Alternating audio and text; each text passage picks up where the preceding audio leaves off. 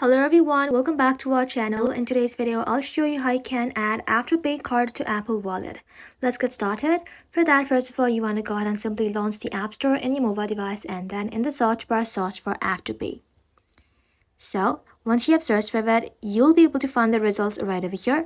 In my case, I don't have it available in my region, but if you have it, download it and set up your account and make your Afterpay card activated. So once you have done that, you need to go and simply open up the wallet application right over here, then select the plus icon. Just like that, tap on debit or credit card and now tap on continue. Just like so, simply go ahead and place your iPhone on the card until the card is red, or tap on enter card details manually. And just like that, you need to go ahead and simply type in the card number and then tap on continue. Just like so. So your Afterpay card will be added to Apple Wallet. And that's it.